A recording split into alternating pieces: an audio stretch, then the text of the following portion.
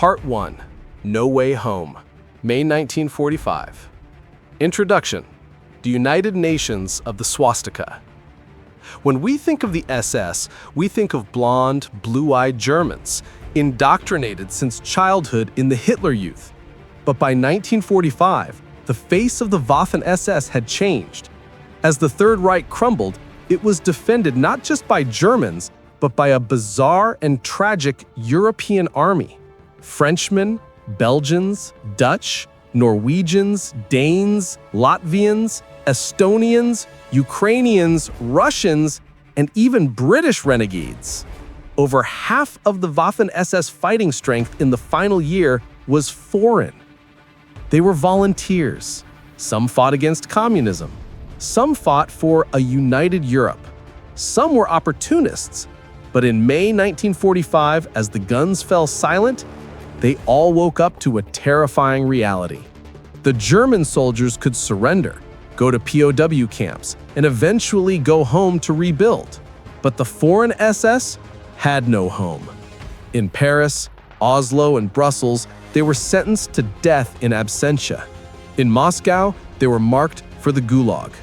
They were the lost legions, and for them, the end of the war was not the beginning of peace. It was the beginning of the hunt. Chapter 1. The Last Stand in Berlin. To understand their fate, we must look at where they ended up. The ruins of Berlin, April 1945. It is a historical irony that the last defenders of Adolf Hitler's bunker were not Germans. They were Frenchmen, the 33rd Waffen-Grenadier Division of the SS Charlemagne. These were the hardliners. They knew they could not return to liberated France. De Gaulle's government would shoot them, so they fought to the death. Witnesses described a surreal scene. Amid the burning ruins of the Reichstag, French SS men were hunting Soviet tanks with Panzerfausts, shouting orders in Parisian slang. They were fighting for a man who had occupied their country against an army that was technically their ally. When Berlin fell on May 2nd, the survivors scattered. They threw away their uniforms. They put on civilian clothes taken from dead bodies. They were trying to blend in with the millions of refugees and slave laborers moving west. They were trying to reach the Americans or the British. They believed that the Western allies would treat them as soldiers. They were wrong. Chapter 2. The Massacre at Bad Reichenhall. The most infamous incident of the immediate post-war period took place in a picturesque town in Bavaria called Bad Reichenhall. It is a story that was suppressed for decades because it involved a hero of the Free French forces, General Philippe Leclerc. May 6, 1945. The war in Europe is practically over. A group of 12 French SS men from the Charlemagne Division surrender to American troops. They are relieved. The Americans treat them decently, giving them cigarettes and food. They're held in a hospital garden. But then, fate plays a cruel joke. The sector is handed over to the Free French 2nd Armored Division, General Leclerc's unit. Suddenly, the 12 SS men find themselves face to face with their own countrymen. But these countrymen are wearing American uniforms and driving Sherman tanks. General Leclerc arrives. He is furious. To him, these men are the ultimate traitors. They look arrogant, unrepentant. Leclerc walks up to one of the prisoners and insults him. How can you, as Frenchmen, wear the uniform of the Boche?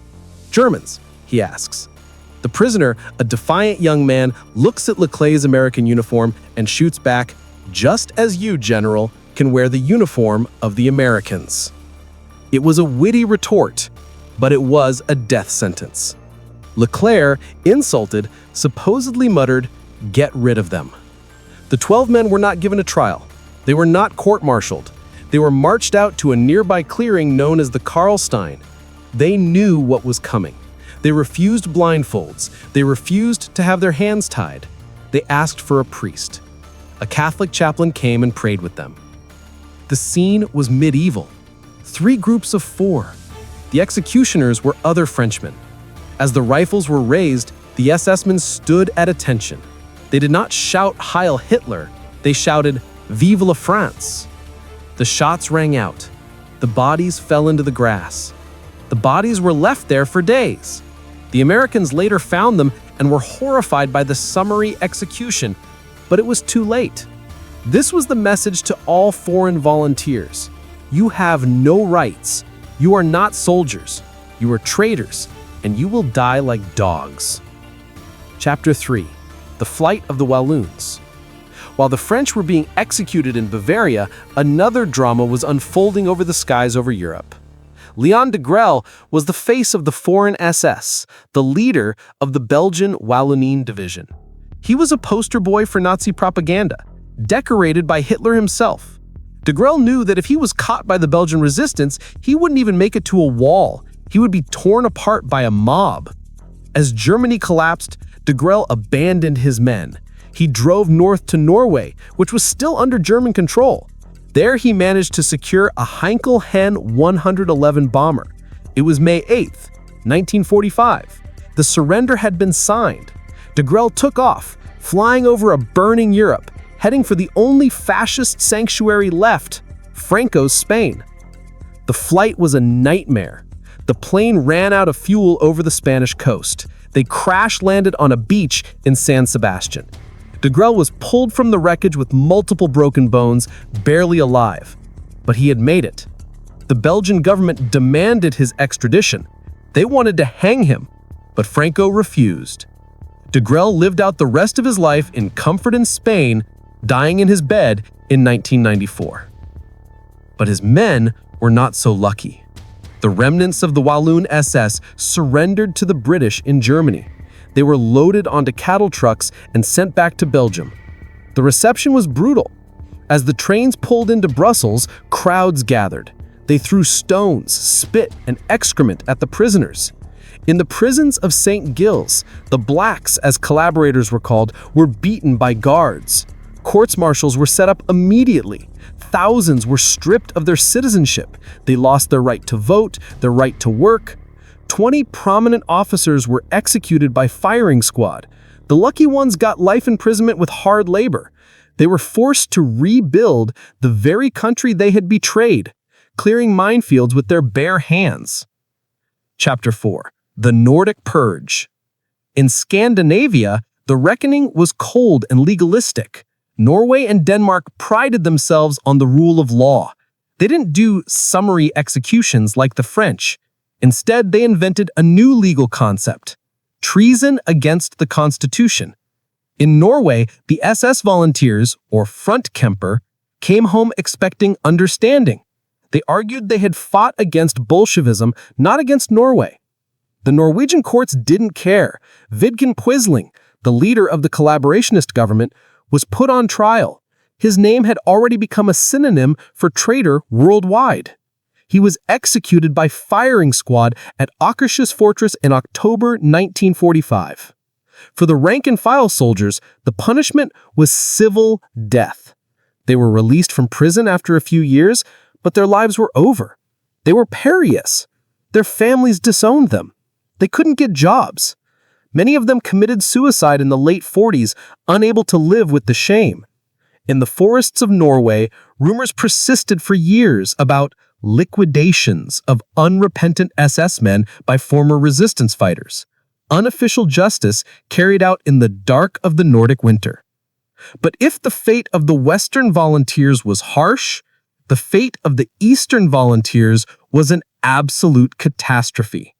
As the curtain iron fell across Europe, hundreds of thousands of Russians, Ukrainians, and Cossacks found themselves on the wrong side of the line. They looked to the British and Americans for salvation. Instead, they got Operation Keelhaul. Part 2. The Great Betrayal, June 1945 to 1946. Chapter 5. The Secret of Yalta. If the fate of the French and Belgian SS was decided in courtrooms, the fate of the Eastern volunteers was decided in a palace. February 1945. Yalta.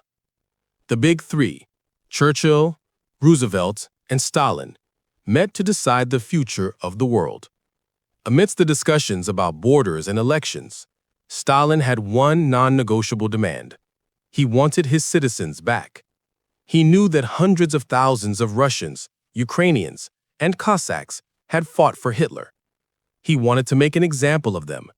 He demanded that all Soviet citizens found in the Allied zones be returned to the USSR immediately. The Western leaders agreed. It was a secret protocol.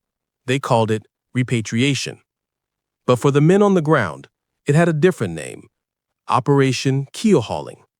Keelhauling was an old naval punishment where a sailor was dragged under the keel of a ship, shredding his skin against the barnacles. It was a fitting name. The British and Americans were about to force 2 million people back to a country that viewed them as traitors, deserving only death. Chapter 6. The Tragedy of Lienz. The most heartbreaking chapter of this betrayal took place in the beautiful Drava Valley in Austria, near the town of Lienz. Here, the British Army accepted the surrender of the Cossack Cavalry Corps. These were not just soldiers. It was an entire migration. There were 50,000 people, 15th SS Cossack Cavalry Corps soldiers, but also their wives, children, and old men. They had brought their horses, their wagons, and their culture. They believed the British were gentlemen. They believed that the White Army officers who led them, like the legendary General Piotr Krasnov and the German General Helmuth von Ponnwitz, would negotiate an asylum. Von Ponnwitz was a German noble. He could have walked away. The British offered him a chance to separate from the Russians. He refused. He said, "I have led my Cossacks in battle. I will share their fate." On May 28, 1945, the British told the officers a lie. They said they were being taken to a conference to discuss their future. The officers put on their best uniforms. They kissed their wives goodbye. They boarded the trucks. They were driven straight into the hands of the NKVD, Soviet secret police. Most were executed in the Lubyanka prison in Moscow within months. Then the British turned on the leaderless camp. June 1, 1945. The action. The British soldiers arrived with tanks and clubs. They ordered the Cossacks to board the trucks. The Cossacks refused. They formed a massive circle. Priests in golden robes held up icons. Women held their babies tight. They began to sing prayers. They chose passive resistance. The British lost patience. Under orders from London, the soldiers attacked the praying crowd. They used rifle butts and bayonets. They beat women and children. Panic erupted. In a scene of absolute horror, hundreds of mothers, realizing they were being sent to Stalin's Gulags, grabbed their children and jumped into the freezing, turbulent waters of the Drava River. They preferred to drown rather than return to the Soviet Union. The river turned red. Those who didn't die were forced onto trains. The doors were welded shut. The trains headed east. Generals Krasnov, Skuro, and von Ponnwitz were hanged in Moscow in 1947. The survivors vanished into the Siberian camps for 10, 20, or 25 years. Only a fraction returned. Chapter 7. The Vlasov Army, ROA. While the Cossacks were dying in Austria, another drama was playing out near Prague.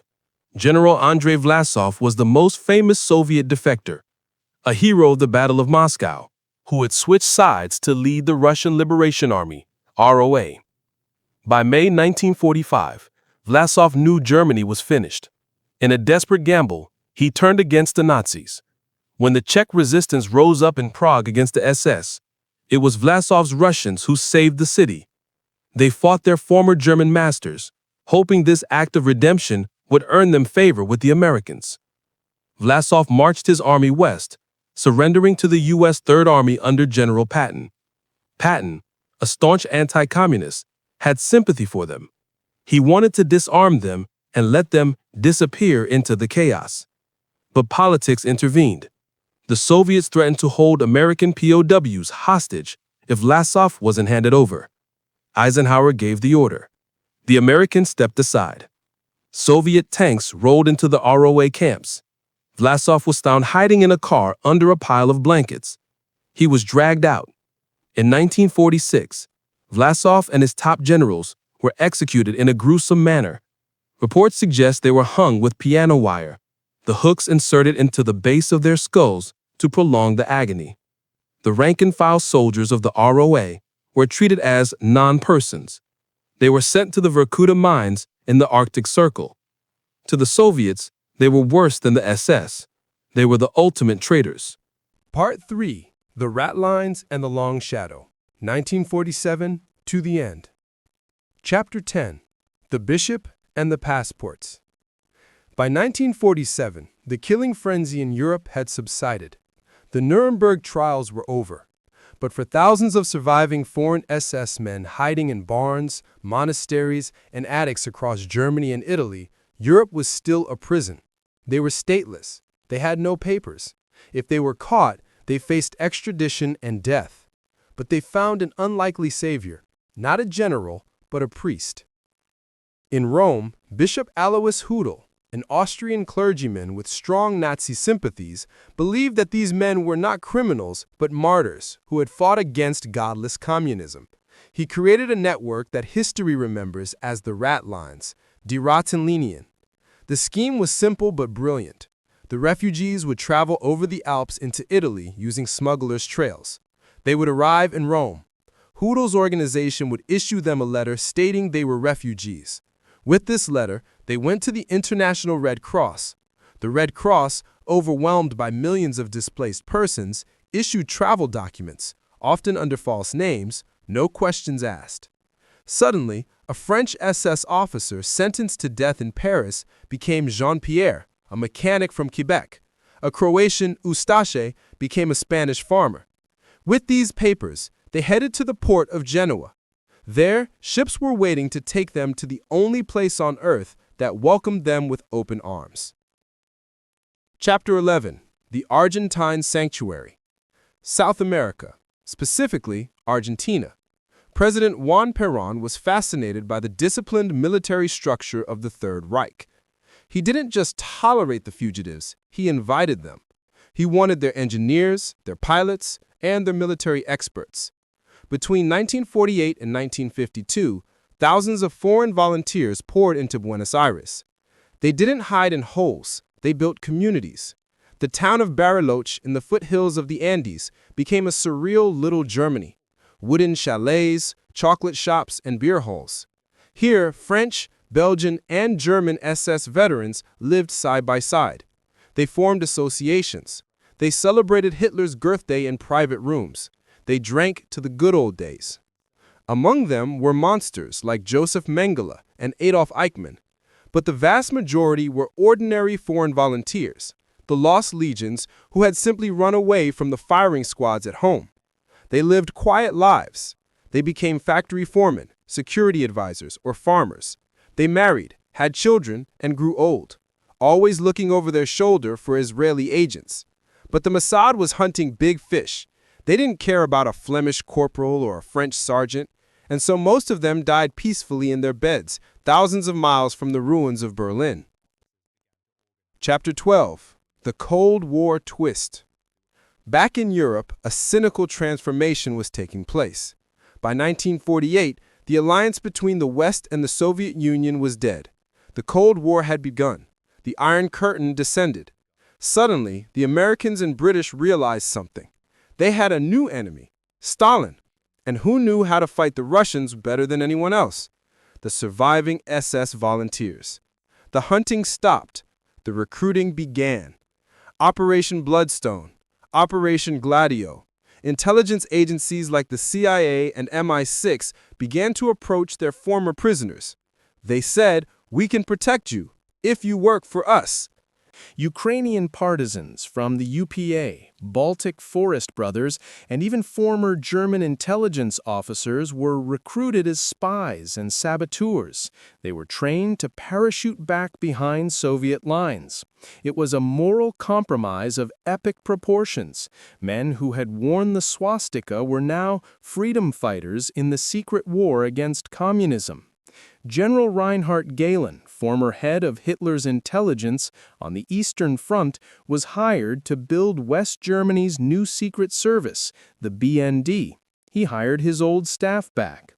For the foreign volunteers, this was vindication. They told themselves, "We were right all along. The West is finally fighting the Bolsheviks, just like we did."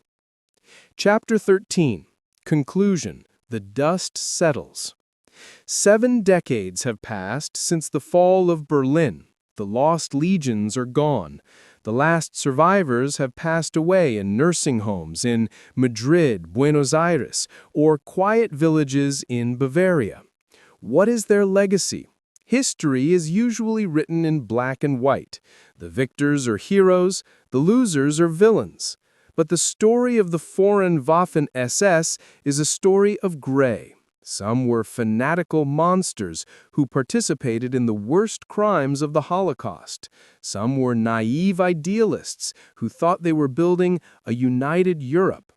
Some were just scared young men who chose the wrong side and paid for it with their lives. Their fate was brutal. Those who were caught in 1945 faced the wall at Bad Reichenhall or the hangman's noose in Oslo and Brussels. Those who were handed over to Stalin faced the slow death of the Gulag in Vorkuta and Siberia. And those who escaped lived out their lives in exile, ghosts of an army that no longer existed, unwanted by their homelands, unforgiven by history. They were the volunteers of a doomed cause, and in the end, they found that when you wear the uniform of the devil, there is no way home.